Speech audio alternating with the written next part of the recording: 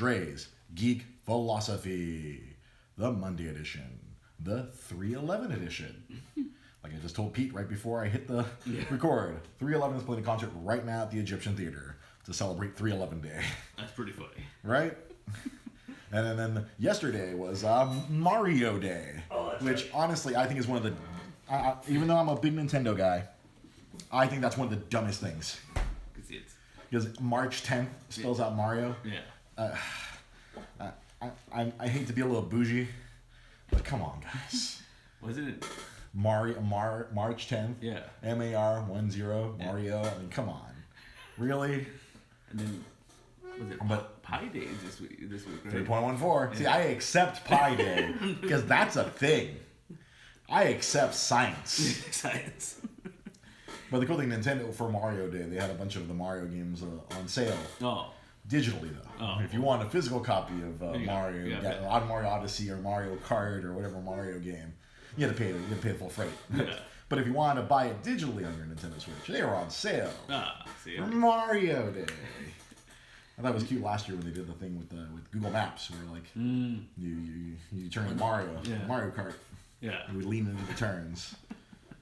That's pretty cool. You know what today is though? What is today? Today is I think International Nap Day. International Nap Day. I didn't even fucking nap. Yeah. ASAP. I saw that all over the internet today for some reason. And Nap Nation was dominating today apparently. Yeah. It's a Nap Day. Nap Day. Yeah. You know what last Friday was?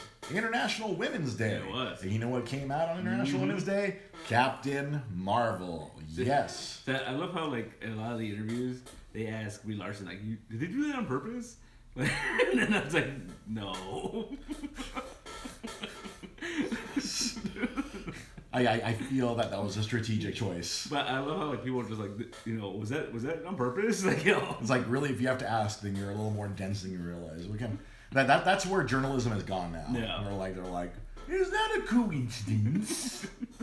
I'm afraid I hate to ask, but I think is it a coincidence that the first female-led Marvel movie came out on International Women's Day?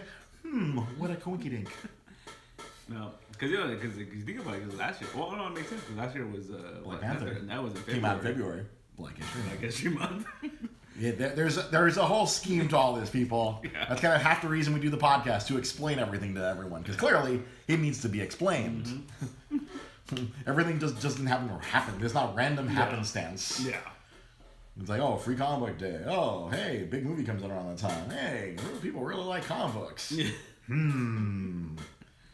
Yeah, so it's all planned. It's all planned, and you know what? I don't know if Disney/Marvel planned $155 million weekend, big time. Mm-hmm. That's a whole lot of money. Yeah, and that was domestic, worldwide. Captain Marvel hit over 450 million. That's crazy, man. It is the number 2 movie of this year. There was a Chinese movie that apparently was like the Avengers of China. They have like a whole bunch of famous Chinese actors all in one movie, and that came out in China. That already made like a fucking $1 billion. Oh shit! They got a lot of people. Yeah. You gotta put your movie out in China if you want to be successful. That's what I learned in my 1 year of working for Disney. You gotta do it. You got the international. You gotta go. It's not just about here. You gotta think globally. Yeah. And globally, there's a fuck ton of people that watch this movie. Mm-hmm. Myself and Pete Molini and our ladies, Rosa Lima and Joanne Morales. We all went to go see it. And our buddy Enrique Cruz and his lady and Calvin. we all went to go see it last Thursday night. I thoroughly enjoyed it. I was entertained to no end. Oh yeah.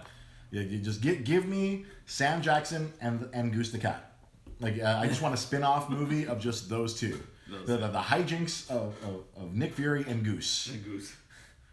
Just if you haven't seen it yet, I will not say any more. But just I think when was it you or was it Enrique who told me after the movie like, oh, this is one of the finest pieces of Sam Jackson's acting. Oh yeah. Because in real life, Sam Jackson hates animals or doesn't like.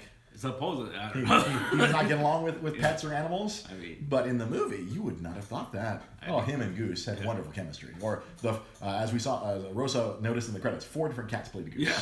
I'm sure through the power of movie magic, CG, one of the 25 CG houses that worked on the movie. Good God. I mean, you figured he doesn't like working with animals because he got eaten by that shark, and then, he was stuck on that plane with the snakes. MVP comment right here. P. Malini. Of course he hates animals. Snakes on a plane. A motherfucking shark ate me. Oh God, it all makes sense. Oh, this is why you're the writer.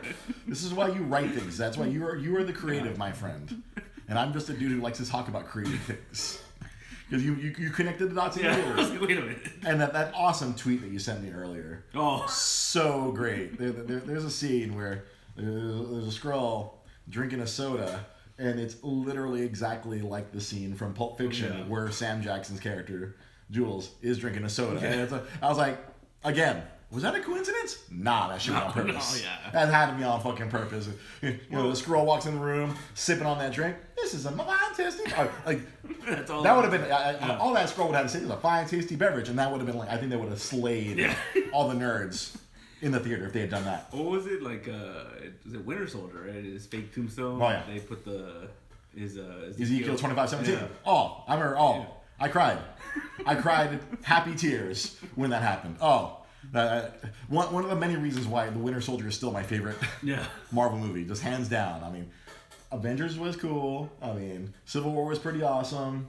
Black Panther is amazing, but Winter Soldier, hands down, that's still my favorite. Just for little things like that. Just overall, it's a fine movie. Full stop. Period. But Captain Marvel, very good. Something else I noticed: they did not call her Captain Marvel. Not once. The entire movie. I've been reading about that. That was a deliberate choice, I'm sure. I don't know, maybe. I mean, not once did they ever call her Captain Marvel. It's kind of hard. I'm sure in the 20 years in between, when we finally get up, I'm sure she's been called Captain Marvel, and they'll address that in 2 months when we get to Infinity War. Yeah, I was thinking because it's kind of hard to to work that in, right? Yeah, and not make it awkward or make it would be awkward and be like, oh hey, why don't you just call me Captain Marvel? Yeah. Ding.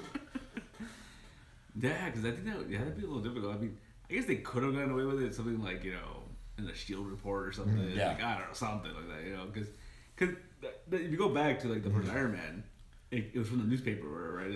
Because he got all upset. He was like, "It's not really iron. It's the composite. It's a composite metal. Yeah. Titanium and something else." But he was like, "Yeah, it's catchy though." So. It's catchy. I am Iron Man. Yeah. Yeah, I loved a lot of the decisions throughout the movie. The movie unraveled it very well. Yeah, that's what I really liked about this movie was it was an interesting way to tell an origin story. Yeah. I thought that was really cool. It wasn't straightforward like we normally see. It wasn't, where Doctor Strange is Iron Man with magic. Yeah. Or Ant-Man, Iron Man with a thief. Yeah. It wasn't the stereotypical, where everyone... one of my Facebook friends was very concerned that I was like, oh man, this is going to be another paint by numbers origin. No. Yeah. Not at all. Yeah. And then there's some twists and turns. There was a lot of... I think they were... I don't know if they were fucking with nerds, but man, they turned some things on their head. I don't want to get into spoilers. Yeah. But some assumptions that a lot of people were making about the film were... turn around. Yeah. Yeah. But you know what? It's also I don't know. I don't want to say I saw it coming, but... Oh, really? But there's a lot of stuff, especially Agents of S.H.I.E.L.D. They kind of oh, yeah, that makes sense. Oh, they were there a little were they laying the groundwork in Agents of S.H.I.E.L.D.? Because I have since quit Agents of S.H.I.E.L.D. many moons ago. If you go way back to season 2 of Agents of S.H.I.E.L.D., just their I don't want to give anything away, but basically this their how we perceive Krees. You're oh, they're assholes. Like all of them are assholes. There's that one that's they're all kind of jerks. Yeah, I guess you think about it, it's freaking Ronan the Accuser. Yeah. Fucking dick. That guy's freaking Himmler. God damn. Yeah, because you think about it, because I think someone was telling me they're oh, well, what about Guardians? They were good guys. I'm like, those aren't Kree. Those are Kree. That's the Nova Corps. Yeah. So from the Xandar or whatever. Yeah, Xandar. Yeah, that's from Xandar. That's a different whole holla. Yeah. Holla. I can't believe I didn't do that 15 times during the movie. But I mean, I guess too fuck. I mean, imagine I guess between Captain Marvel and Guardians, the Kree got kind of screwed over, right? Because it seemed like they were in these nice shiny ships, and then you see Ronan's ship. It looks like it's made out of stone. It's all filthy. Right, exactly. It looks like garbage. Yeah. He's riding this garbage truck. Yeah. compared to like the rides back in the 90s. Yeah, the 90s. Yeah, which this is not a spoiler, but there's so much 90s. Oh god, if you were a child in the 90s like myself and Mr. Molini here, there's just so much. Oh yeah, there's so much. Just the soundtrack alone. Oh, the soundtrack. Rosa dropped an amazing joke on the way home. Hey, let's listen to the soundtrack. Get out your iPod. Since like I only listen to 90s music. It's true. She fucking smoked me right there. I was like, well played. I was like, that's a crisp high five. Yeah. That's an amazing, like I didn't see that roast coming, but my lady got me good. Yeah, it's heavy. I saw some people like, a little predictable tracks. I'm like, whatever. Yeah. So. So. You know what's not? Oh, is it predictable that the good guys win? Yeah. That's the other thing. I mean, a lot of people have been like so negative about this movie. Oh yeah. Like, even like after seeing it, they're just so negative. They're just like they're nitpicking the hell out of it. It's just like, it's so annoying. Like, it's a funny movie. I mean, it's a good movie. I mean, I'm not gonna sit here and say it's the best Marvel movie. It's really good. Yeah. I think it's like in my mind, I enjoyed the hell out of it. It's like mid tier, like a higher mid tier. Yeah. It's like I still put like a Black Panther and Winter Soldier, like Thor Ragnarok above it, but it was a good ass movie. I was sufficiently entertained. I loved a lot of it. Like I think the biggest argument I keep seeing is that they're like, oh, it wasn't necessary. I'm like, is any movie necessary? Like, I don't understand that turn of phrase. You know what I mean? Yeah, was this necessary? Do we have to have a female? Why the fuck not? Let's introduce. Let's go get in all these characters. Yeah. Captain Marvel is a fascinating character. Mm-hmm. Carol Danvers has been around in the comics forever. Yeah. I saw a great tweet where like it was like Rogue watching. The X-Men Rogue is like the origin of the X-Men Rogue ties into Carol Danvers. Yeah. See, that's so messed up because like, I think it's like a lot of people know about that character because of the X-Men cartoon. Right. They had that whole little arc or whatever, right? Yep.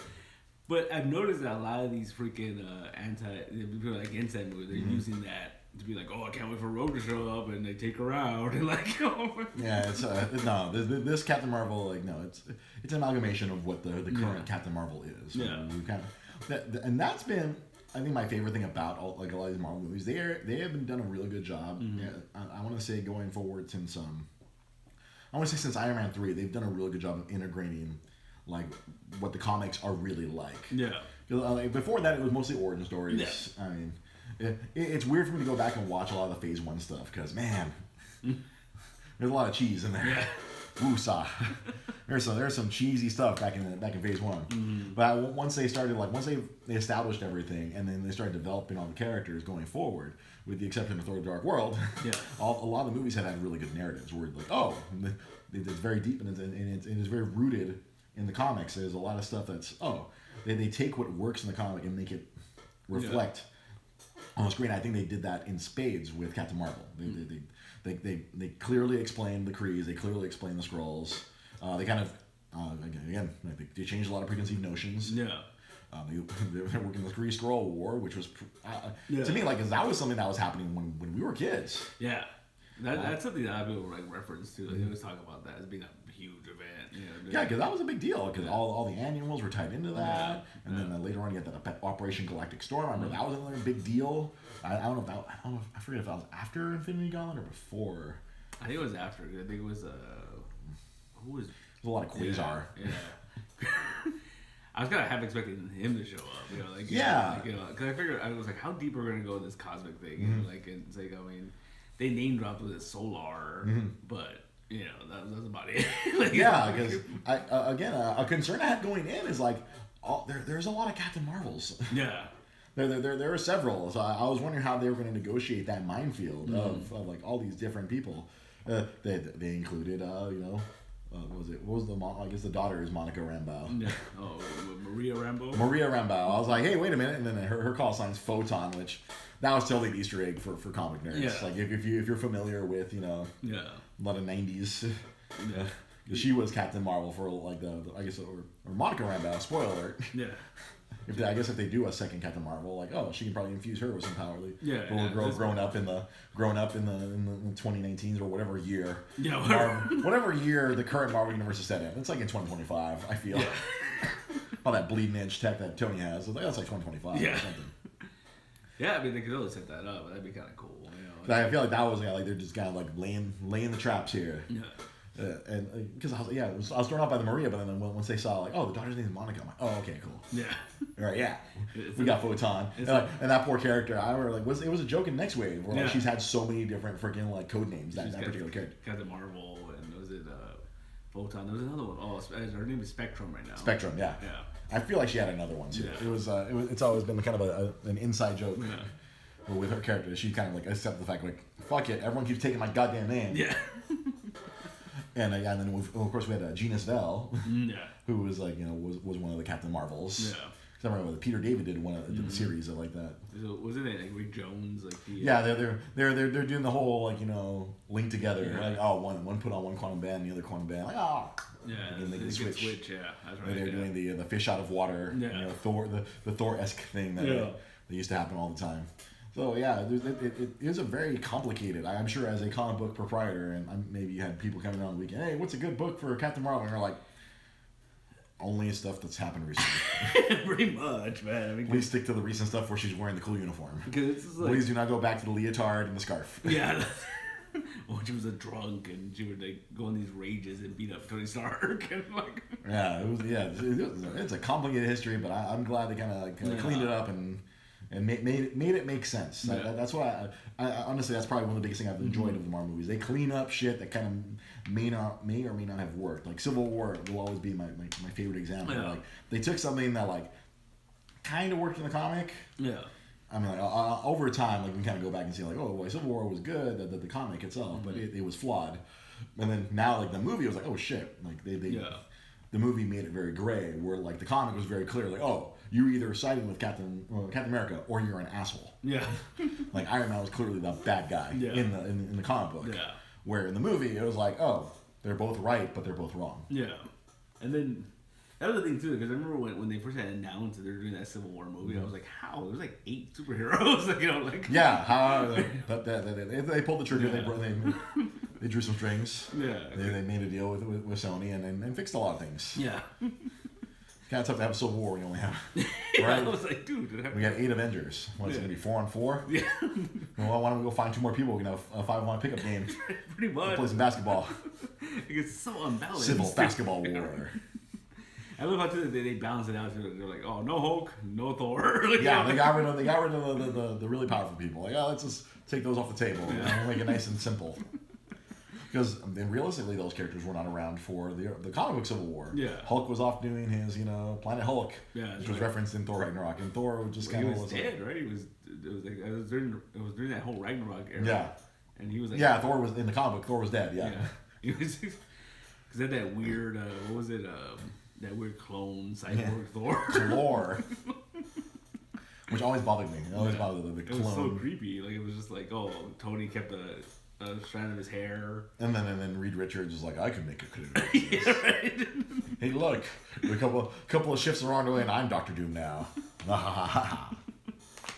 Creepy Reed Richards. Man, they made all them fucking. Well, I think that was the creepiest part about the Civil War was everyone. It was on the pro registration side. They're like the mad scientists. You had like freaking Hank Pym and wasn't that Skrull Hank Pym? No, well, yeah, technically it was. No, was it? Yeah, I think it was. Yeah, because I recall I'm like, wait, there was a bunch of Skrulls all through that whole nonsense. That's a whole can of worms. I probably should not have opened. Because then he ended up dying right after. Yeah. Before the Skrull event, he ended up dying. And it was like a whole thing. Like, wait a minute, what the fuck? But I think that was the thing that everyone joked about was that because remember there was Cap had infiltrated by sending in Hulkling to replace Hank Pym. Right. So they were like, oh, a Skrull replaced another Skrull. No one noticed. Irony. Yeah. So yeah, all in all, great time at the movies. I recommend it wholeheartedly. I forgot to send out my tweet because it was we got out like at 1 in the goddamn morning. Yeah. And I just haven't had the chance to tweet out about it. Yeah. Well, because this past weekend I was at EagleCon. I was at my alma mater of California State University, Los Angeles. We're promoting the East LA Cape. Remember, you can attend the East LA Cape June 1st, El Gallo Plaza. It's going to be a great time. Over 100 vendors. They're selling all kinds of comic book curios, pop culture curios, all kinds of fun stuff. Yeah. But I was there promoting it. I took my turn. Yeah. At the booth, we had our good buddies Patrick and Enrique men in the booth Thursday and Friday, and I took my turn on Saturday. And it was nice for me to go back to. Yeah. I had gone back one other time a few years ago. I did a little alumni speech. A friend of mine was working for the Alumni Association. Jay, can you come down and talk to the kids? You like to talk to people? I'm like, I do. I didn't have a podcast yet, but I do like to talk to people. Yeah. And it was great because the room that we were in for EagleCon was the room where I was like looking around. I'm like, wait a minute, I've been in this room before. I'm like, oh, it was like the Monterey Park room. I love that it has all the neighborhoods from the SGV, all the rooms in the student union. And so like after the show was it was a fine little show. Mm-hmm. It was like a lot smaller than I realized. I feel like from the photos that we got from Patrick last year, I feel like it was probably a little bit bigger. Yeah, maybe the year before. This year, I think they scaled back. It sounded like I was talking to some of the people there. I think they want to try to get bigger. Yeah, they're going to try to find more funding so it can be a bigger deal next year when we try to do it again. Gotcha. But a fun little show. I talked to a lot of people about comics, about pop culture, tell them about the East LA Cape. It was a fun time. Oh, that's cool. That's cool. And then they had a lot of good panelists. That was a real surprising thing for me. Like they may have only had like 8 vendors. It was a tiny vendor room, but the panelists, they took advantage of their being connected to the art guild. And they had a whole bunch of like storyboard artists, production design people who've worked on Black Panther, worked on Rogue One, worked on Solo, worked on Babylon 5, some of the whole bunch of stuff. It was really cool. I can kind of hear a little bit. They were talking about some of the different shows because there was a panel room literally right behind the thin wall behind me. There. So it was a pretty good time. And then afterwards, I couldn't help. I walked around the campus for a little while. That time I'd gone before, I only just ran in, did the speech, and I ran out. This time I got to I walked around the campus and kind of reminisced when I was a young man. When I was in my early 20s. The times I had to run across the fucking campus because I had one English class at the north end of the campus and I had an econ class at the very south end next to the 10 freeway, and I had like 15 minutes. And that at some point I was supposed to get something to eat in between because they were like the good old days of quarter system, like 2-hour classes. I'm like, motherfucker! And I was always late to that econ class. Would piss off that teacher to no end. Like I was like, this is fucking college. I'm paid. You're on my time. Public school, right? I should be on time. Yeah. It's like the government's paying for it, but I'm paying for this. I show up when I feel like it. I'm not on your schedule. You're on mine. Yeah. Yeah, but it was terrible. And she was so freaking like public school. Like, oh, if you were the latest person, you had to clear. You had to erase the chalkboard. Oh, wow. But what's great, I never erased chalkboard because there was always someone else more late than me. Well, there you go. The stoner who got a little too high, the young lady who couldn't find a parking spot because the parking is still terrible. Oh, yeah. I was overhearing some of the other vendors. There was a female artist there. She told me to say hi to you. I forget her name. Terrible. Oh, yeah, I don't know. I'm not sure. I'll go through the program. Maybe she's in there. But there's an artist who wanted to say that. She was very, very sweet and nice. She was like, "Oh, your table's over here, blah." And she was helping me out when I got there. I'm like, I don't know where I'm going. What's happening here? I'm like, oh, there's a table. There's a banner. I'm like, oh, cool. I'm here. Yeah. But yeah, I like to walk around. I even did a little Facebook Live for not on the Dre C. Foss page, but on my own Facebook because I wanted to record it. So like a year from now, I can be like, oh, look at that. Yeah. Good old Cal State LA. There you go. There's the administration building when I gave them all my fucking money. Although I shouldn't complain. I got, like, when I was going to school there, it was a goddamn discount. Yeah. Holy shit. When I went there, it was like $600 a quarter. Now I think it's like 3 Gs or 4 Gs a quarter or 4 Gs a semester. Well, I think it's a semester system now. Yeah. But I was like, 4 Gs? Fuck! I could barely afford that shit on my freaking Toys R Us / GameStop / comic shop salaries. I had to struggle bus just to freaking all right, here's your $600. Oh wait, now I gotta get the textbooks. My butthole. Yeah, it changed a lot. 'Cause I remember when I first started going to college, it was like $11 a unit or something. Yeah. Now it's like 33 or 34. It keeps going up. Yeah, that's ridiculous, man. No wonder everybody keeps crowing about we need free college. Yeah. Goddamn, you put yourself in debt. Yeah.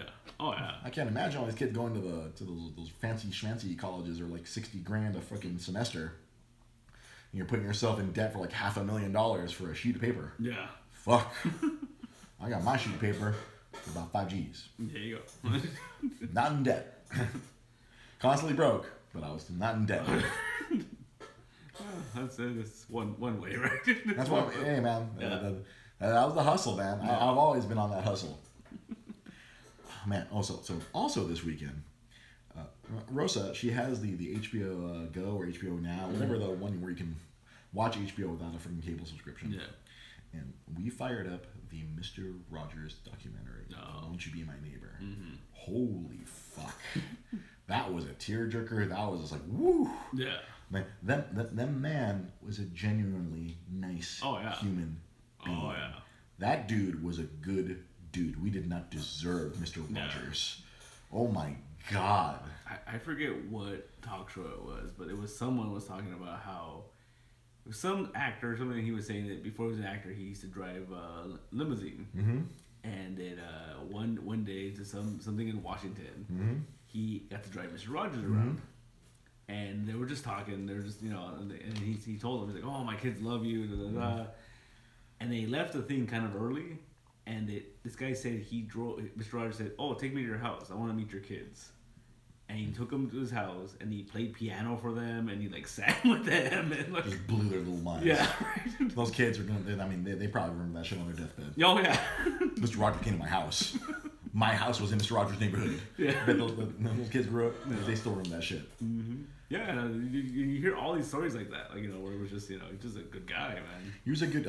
My favorite, one of my favorite parts of the documentary, because there a bunch of politicians. They wanted to defund PBS. Yeah. They wanted to nope, it's a waste of money. We don't need that, and so PBS had Mr. Rogers go to go to Washington, and then there's this one senator who was in charge. He was a fucking dick. Yeah. He was just dismissing people because everyone was reading prepared statements. And he was like, "Oh, do you have another prepared statement?" I was like, "I did have one, but if you'd like me to speak from the heart, I can." I'm like, "I can not read it if you'd like me not to." And he just, Mr. Rogers broke this dude down. Like Mr. Rogers just through the power of positivity, just the pure kindness, he shut. It was like the freaking How the Grinch Stole Christmas. He made that senator's heart grow fucking 5 sizes too big. He fucking got him, coach. It was just like, you just see the dude, he's like, after Mr. Rogers is just talking to him and telling him why it's so important to take care of the kids of the future, and all he was just being Mr. Rogers. This dude's like, "You have your money, all right, you have your money." Like, stop, you're making me feel emotions. I don't like this. This is I'm a politician. I'm not supposed to feel emotions. How are you doing this? You nice man. You see it's just like the super villain defeated. It was, and then I thought that was probably one of my favorite parts of the whole thing. It was just like, but the man just, it's insane. It's not possible for someone to be that genuinely nice, and no one had a bad word to say about him. No. The dude was just a good dude. Mm-hmm. And it's one of those guys too. Like it's like Mr. Rogers. Like when they refer to him as Fred, you're like, no, no, that's uncomfortable. Yeah, it's like me. My band teacher from high school, I will never call him by his first name. He's always Mr. Narumi to me. Yeah. No, I will never refer to him by his first name. Nope. I know it. Yeah. I will never. Anytime I've seen him, I'm like, "Hello, Mr. Narumi." Yeah. And he's like, "You can call me." Like, "Nope." No. It's the level of respect I have for you, sir. Sir. Yeah, exactly. Yeah. Yeah, that it was just like, and yeah, Rosa would just be in tears, just throughout the show, and then you kind of just see how the evolution of television kind of forced him out, and he tried something that I didn't know. He tried to do a show that was focused on adults. Oh, really? He stopped doing the Mr. Rogers Neighborhood, and he did a separate show where he would go out and try to reach out to adults the same way he'd reach out to children, trying to put out more goodness in the world. And it was insane. But of course it wasn't as successful. He was getting through to people, but it was crazy. Yeah. Just the man genuinely wanted the world to be better. Yeah. And unfortunately for him, the world. Yeah. It was like, nope. Nope. Sorry. But he just, in the face of all this, I can't imagine if he was still around. I can't imagine how he would be feeling right now. Yeah. About the world. I'm sure he'd still be positive. I'm sure he'd be trying. Just made a kid. I hate to be that cranky old man, but kids nowadays need Mr. Rogers, man. Yeah. And it was insane because What I didn't realize growing up, I never knew this. He did like almost all the puppets. Yeah. Like all the puppets were him. Like you never saw Mr. Rogers in that neighborhood. Yeah, because like he was always make believe. It was the land of make believe. You never saw Mr. Rogers. Yeah. And he was all those puppets. Yeah. And then those puppets were always like different parts of his personality. And there was one like little Thomas the cat that was like his vulnerable side. That was like all like he would get out all of his insecurities, all his vulnerabilities through this cat. And you're just sitting there like, man. Yeah. It's like, and man, some of those early episodes, there's some real fucking shit going on. They're fucking talking about the Vietnam War. Yeah. Oh fuck. There was one that's incredibly topical. It was like he had like one of the early episodes of the King Friday the 13th or whatever. Like, yeah, I thought that was hilarious. And like he was building a wall. I was like, damn. Yeah. And he's like, he did not. He wanted to get these issues out there, and he did not care. Yeah. Just he was gonna get them out there regardless of the repercussions. But it was public television, so yeah, couldn't. Then he was just putting that shit on Front Street because it was like. Oh, and I didn't even realize some of the like they talked about death. Like they helped kids understand understand dying. Yeah. I was like, fuck, where was that shit when I was a kid? I was all fucked up about that shit when I was a child. Yeah, like I always see a clip around where like he was on the set of The Incredible Hulk with Lou Ferrigno, because Lou Ferrigno reached out to him saying that he didn't like that kids were afraid of him. And so he went and showed him, like, oh, he's just a guy. He's not really a monster. Like, like... Oh, he's not really a monster. Look, he's just like you and me. Yeah. He's just bigger. He's not really green. Like, he's not really green. He's just scared. I just imagine Mr. Rogers explaining the Incredible Hulk in this incredibly eloquent way. Just... Yeah. So good. I honestly had avoided seeing that movie because I just knew I could just tell oh, this is gonna be one of those. It's gonna be sad. It's gonna be a sad. I mean, like even though there was a lot of positivity in it, but it was still like, oh, you learn so much behind the scenes. Like, oh, it hurts. Yeah. And like, it's just like you see his kids. Oh. Yeah, that's right. Divorce. He talked about divorce. Yeah, Mr. Rogers answered to any question a child could have. Yeah, Jai Potter right here on Facebook Live. Well, I mean, that was the thing because he didn't talk down to kids. That was his whole thing. Yeah, he talked to kids. Yeah. He talked directly to them. You know, like the quickest way to get them to understand. Yeah, that was like one of the first scenes of the documentary. Like he was talking about like, he goes into a room with all these kids, and he starts and he asks them a question, and they start asking him questions, and he gives them the answer, and all of a sudden they all start opening up and asking more questions. Yeah. And he's giving them like straight answers, and I was like, oh, we need kids. You know, they're a lot smarter than we give them credit for. Yeah. I don't know about today's kids. Yeah. I hate to paint such a a swath. But when you think about it, stuff like that doesn't exist anymore. Like Mr. Rogers, true. And like even like what's his name? There's other people too. Reading Rainbow. Yeah. There's no Reading Rainbow anymore. There's none of this stuff. Like everything is very produced. Yeah. Like I remember when I worked at Disney, everyone would ask me, "Oh, I want to get the Little Einstein DVDs," and I'm like, I don't know if those were effective. I'd hand them out to my friends. Like, here you go. Here's a whole set of Little Einsteins. But I don't know if that can replace, Yeah. Yeah, I did mention that a little while ago, the Senate meeting where he just destroyed that senator. Yeah, like there isn't that kind of television. I don't know what. I know PBS still around. I mean, more than just a vehicle for us to watch Sherlock. Well, because it was HBO shows Sesame Street now. Right? Yeah, it's not on PBS anymore. HBO picked it up, and it is. But that kind of sucks because, or maybe do they have it available for free on YouTube? They might, because I know they have they do stuff like that. Like was it like the John Oliver Last Week Tonight? They put like the main story up for free on YouTube. Yeah. If you want the full thing, then you got to do the whole HBO Go or HBO Now.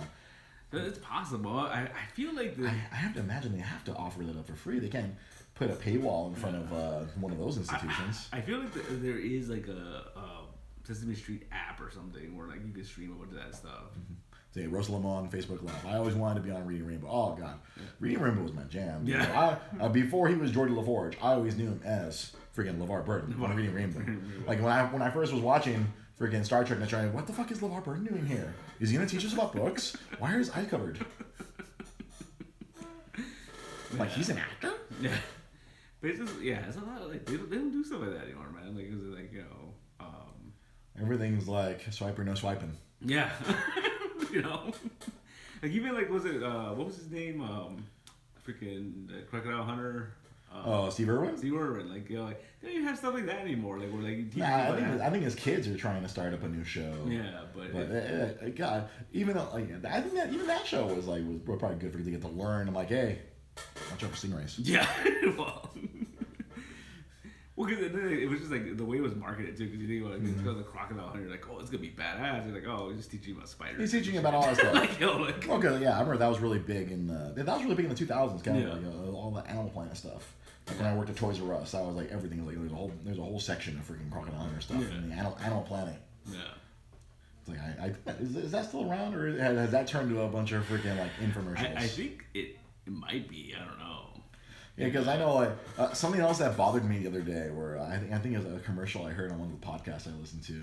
It's like the History Channel is creating fucking dramas. Yeah, like they're based on history, but I'm like wasn't that show Vikings, right? It was the History Channel show. I think so. Yeah.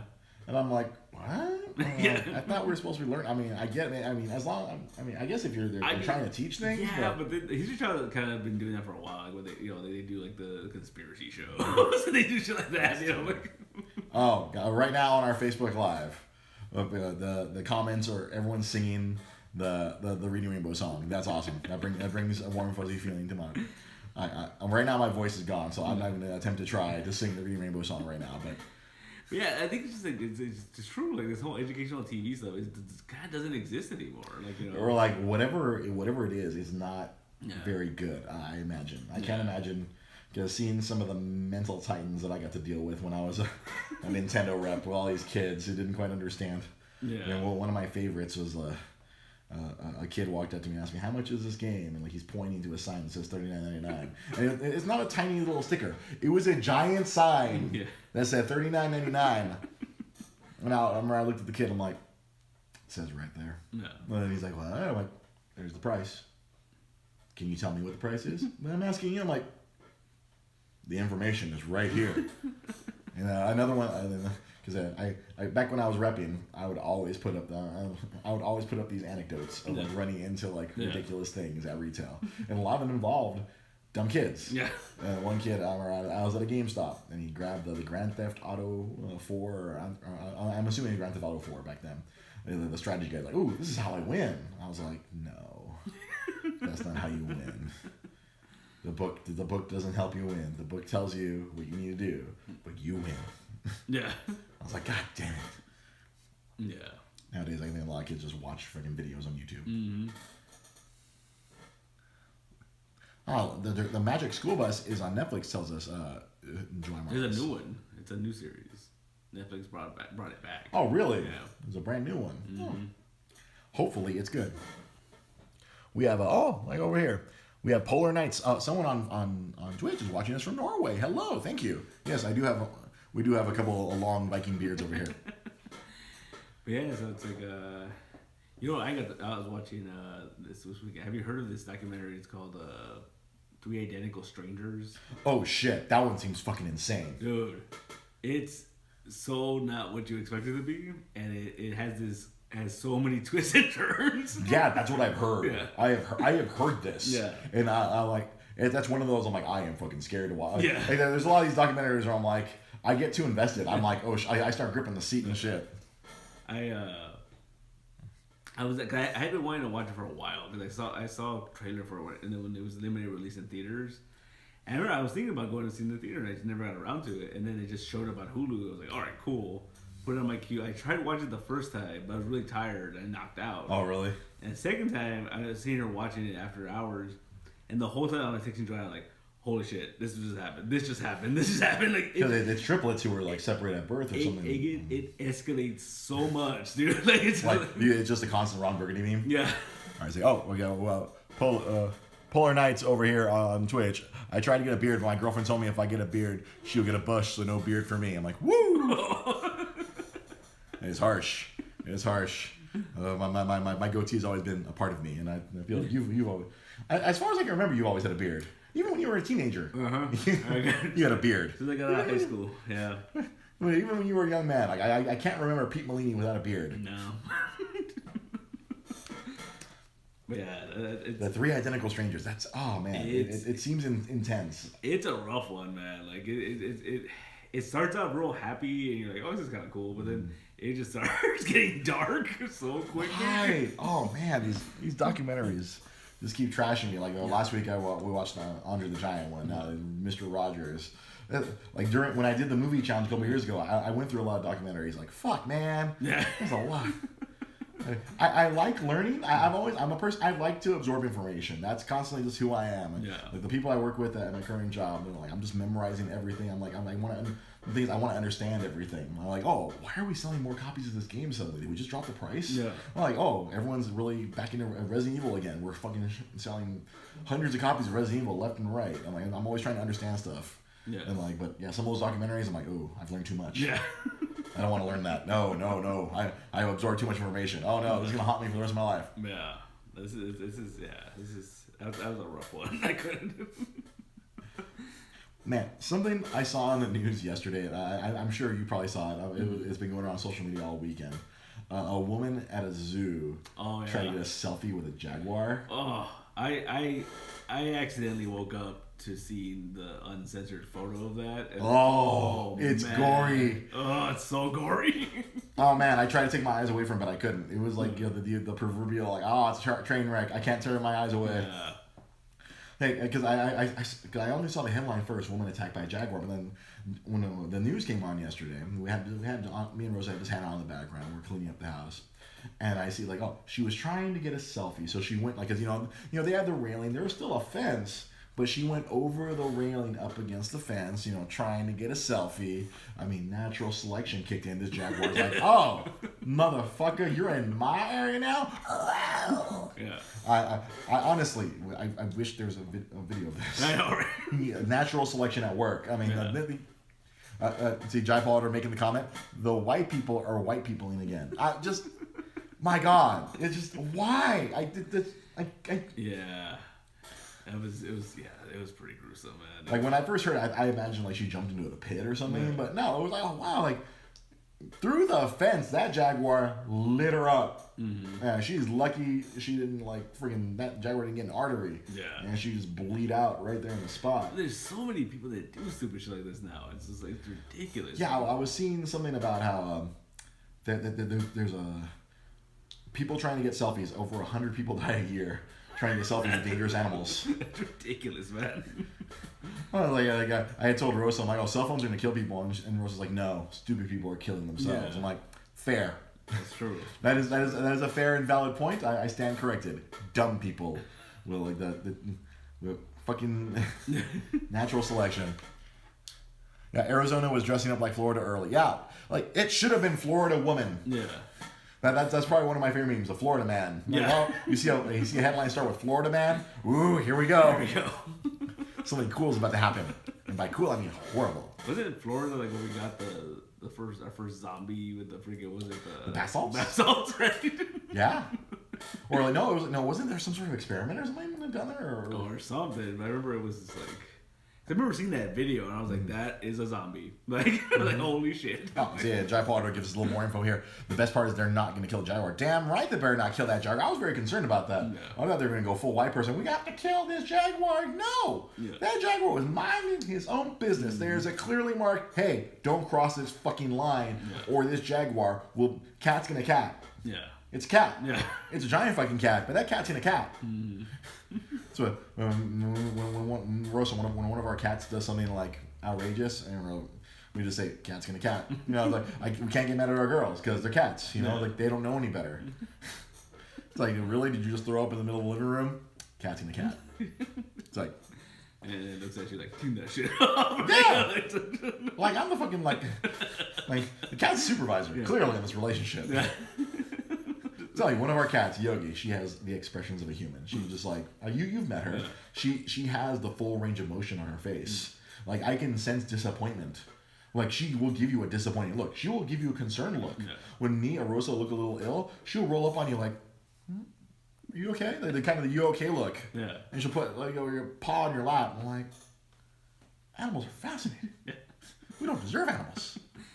But then the flip side, though, if you ever die, they will eat you. They'll eat you. Yeah. Suddenly, you cannot provide food. Okay, no. You are now food.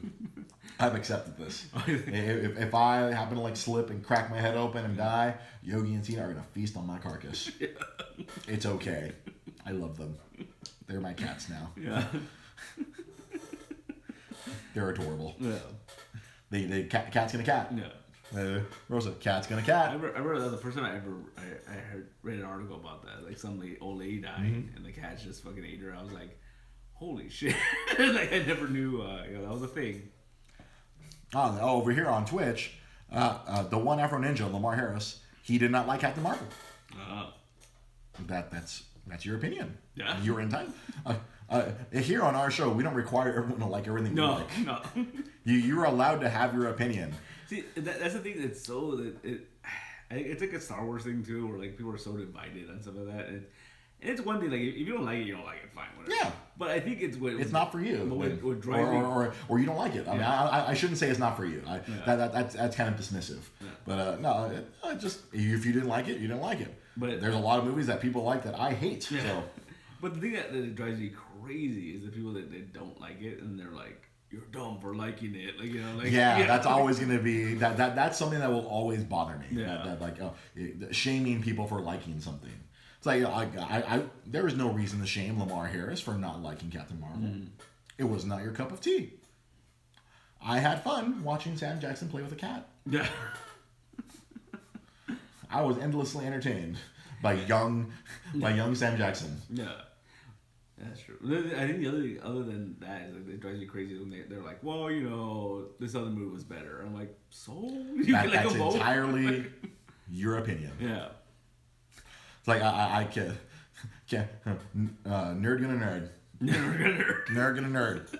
It's true. To bring it full circle. If you don't like it, yeah. We can't make people. I hate The Walking Dead. I will hate that show till the end of fucking time. And end of line. Comic, I love the comic. I mean, I don't know if I still love the comic. I'm still like, I'm only on issue 48. No. Wait, how many issues are in each of those like phone books? The Companion 48? Are they 48? Yeah, I'm on issue 96. Yeah. I went through 2 of those phone books. I intended to buy phone book number 3, but it was around the time I lost my corporate job. So no more buying $50 comic books.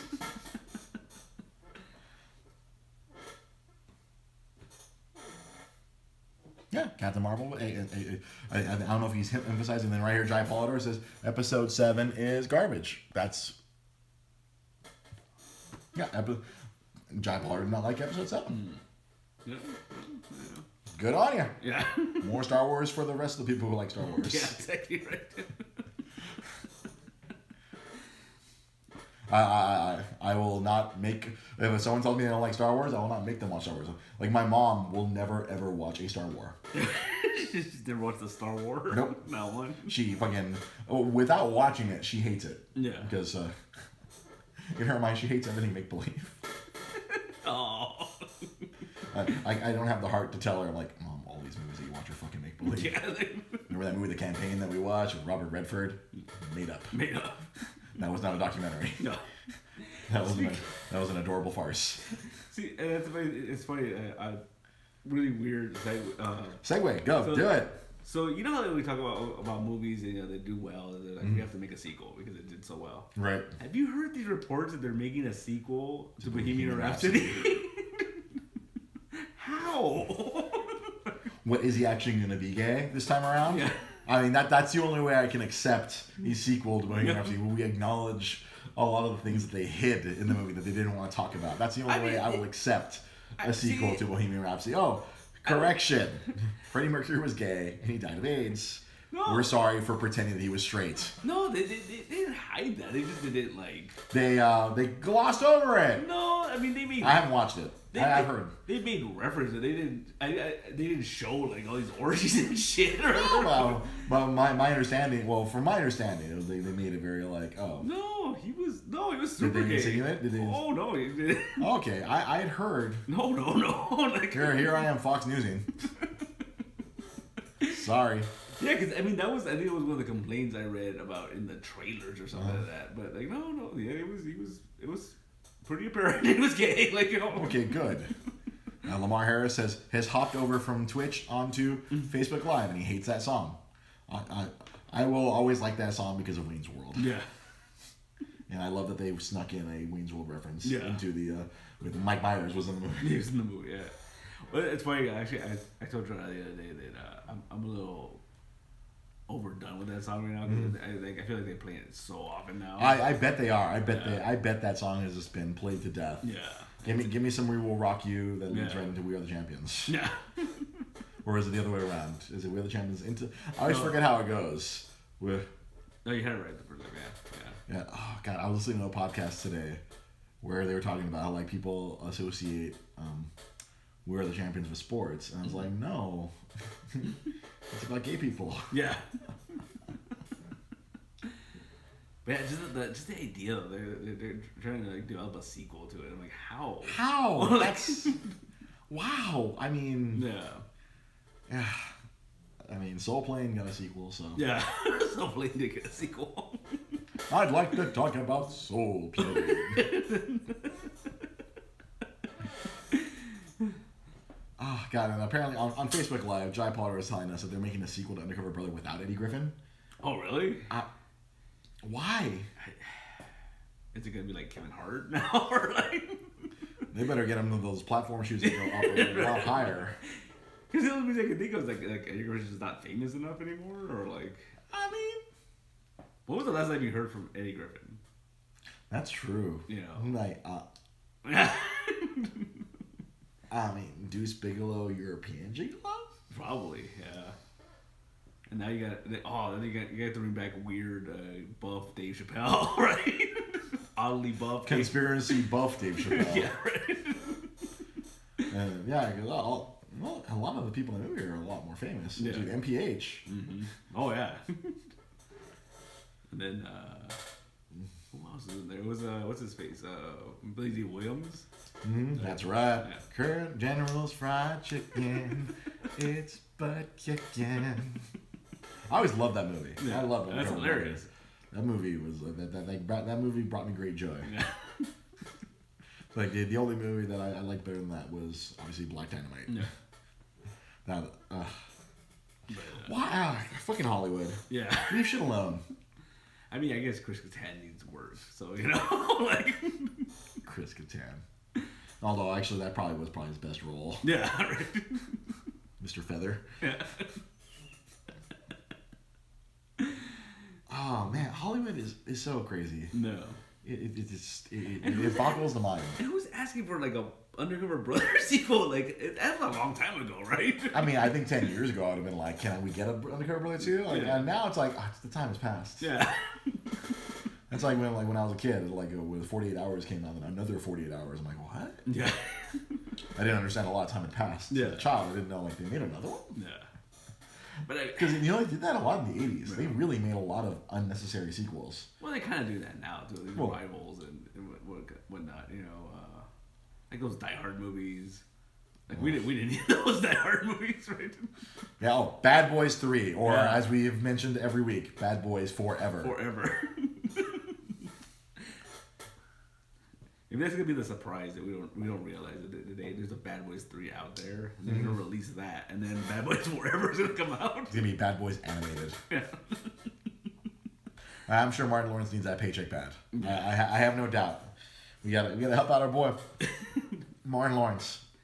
That's another guy I can think about. Like, what has he done recently? Like Jai Potter said, I'm sure he's out there doing stand-up comedy. He's just not in public consciousness. Yeah. I'd imagine he probably still, goes out there.